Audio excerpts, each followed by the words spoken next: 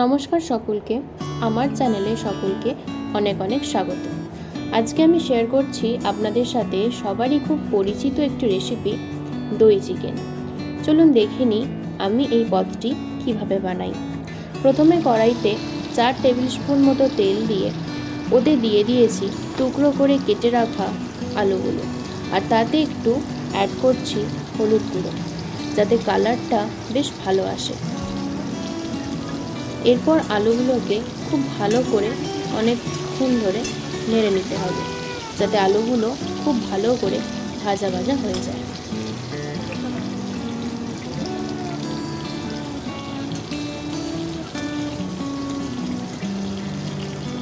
এখানে অ্যাড করলাম আর একটু হলুদ গুঁড়ো, যাতে আলুগুলো বেশ হলুদ হলুদ দেখতে হয়, কালারটা যাতে ভালো আসে। এখানে আপনারা অ্যাড করতে পারেন একটু নুন, যদিও আমি এখানে অ্যাড করিনি, কিন্তু অ্যাড করলে আলুগুলো আরেকটু তাড়াতাড়ি ভাজা ভাজা হয়ে যায়। বেশ ভালো করে আলুগুলোকে নেড়ে চেড়ে নিতে হবে।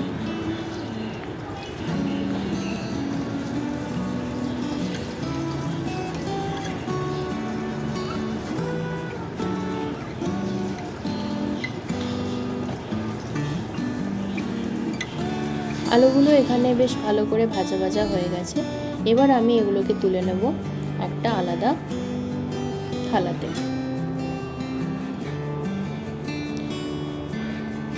এবার এদিকে টুকরো করে রাখা মাংসগুলোকে ম্যারিনেশন করব, কিন্তু তার আগে সেগুলোকে তেলে একটু ভালো করে আমরা ভেজে নেব, যাতে এর কাঁচা গন্ধটা চলে যায় এবং ফ্লেভারটাও খুব ভালো আসে। ভালো করে এখানে নাড়াচাড়া হয়ে গেছে।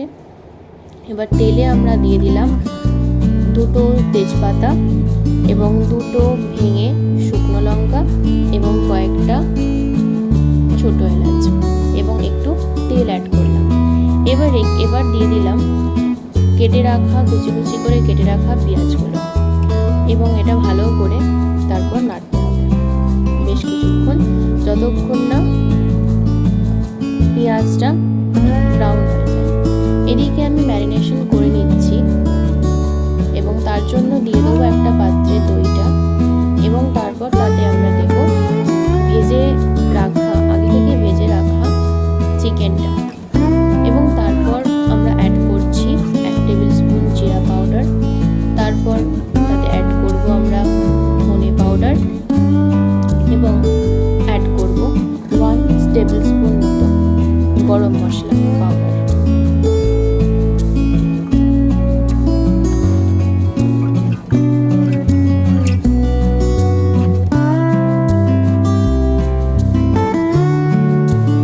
এবার এটাকে ভালো করে ম্যারিনেশনটা করতে হবে এখানে, এবং তারপর বেশ কিছুক্ষণ রেখে দিতে হবে।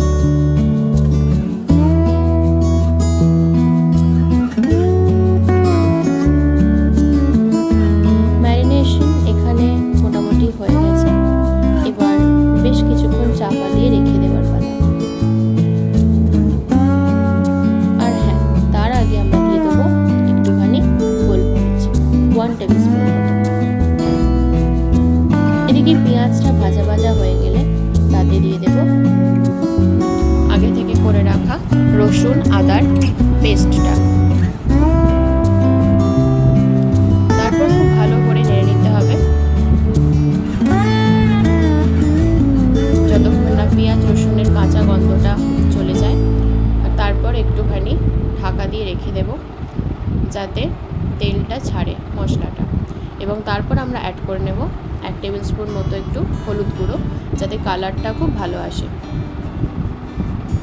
তারপর আবার বেশ কিছুক্ষণ নেড়ে নেওয়ার পরে আমরা এখানে অ্যাড করে দেব Kashmiri red chilli powder 1 tablespoon মতো। আবার ভালো করে মশলাটাকে এবার কষিয়ে নেওয়ার পালা। আমরা বেশ কিছুক্ষণ এখানে ঢাকা দিয়ে রেখেছিলাম, এবং ঢাকা খোলার পরে তোমরা দেখতেই পাচ্ছ যে মশলাটা বেশ ভালো তেল ছেড়ে দিয়েছে।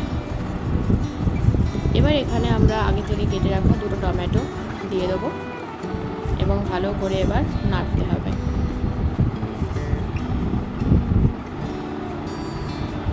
এবার এখানে আমরা দিয়ে দেবো ম্যারিনেশন করে রাখা চিকেনটা এবং খুব ভালো করে আবারও মশলাটাকে আমরা কষিয়ে নেব।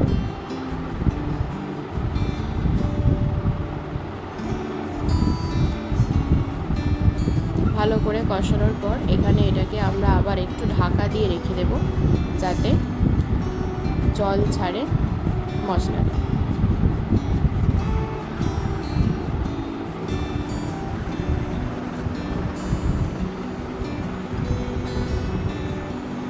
এবং এখানে কালারের জন্য আরেকটু আমরা অ্যাড করলাম রেড চিলি পাউডার এবং তারপর আমরা আগে থেকে ভেজে রাখা আলুগুলো দিয়ে ভালো করে আবারও নাড়িয়ে নেব।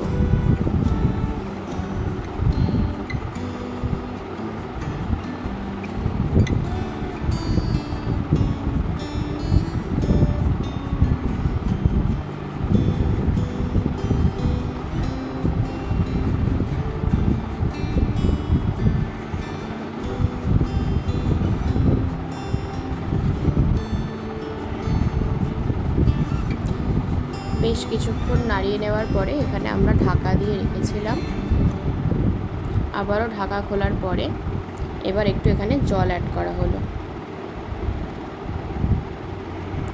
এবার তোমরা এটা 5 থেকে 10 মিনিট ভালো করে কুক করে নিতে হবে এবং এখানে একটু পরিমাণ মতো নুন অ্যাড করে দিতে হবে। ব্যাস, তাহলেই রেডি আমাদের দই চিকেন। এই যে এটা ফাইনাল লুক, দেখো কি সুন্দর দেখতে হয়েছে এবং এর টেস্টটাও ছিল অত্যন্ত সুন্দর। তোমরা বাড়িতে এটা ট্রাই করে অবশ্যই আমাকে কমেন্ট বক্সে জানিও যে তোমাদেরও কেমন হয়েছে। আর এটা আমার চ্যানেলের ফার্স্ট ভিডিও এবং আমার ভিডিওটাকে তোমরা প্লিজ লাইক করে দিও, চ্যানেলটিকে সাবস্ক্রাইব করে দিও এরকম আরও ভিডিওস দেখার জন্য এবং বন্ধুদের সাথে শেয়ার করো। থ্যাংক ইউ দেখার জন্য। আর এইভাবে তোমরা এটাকে বাসন্তী পোলাও এবং কিছু স্যালাডের সাথে পরিবেশন করতেই পারো, ছুটির দিন জাস্ট জমে যাবে।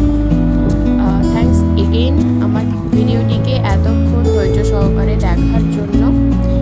তোমরা সবাই ভালো থেকো, দেখা হচ্ছে পরের কোনো ভিডিও।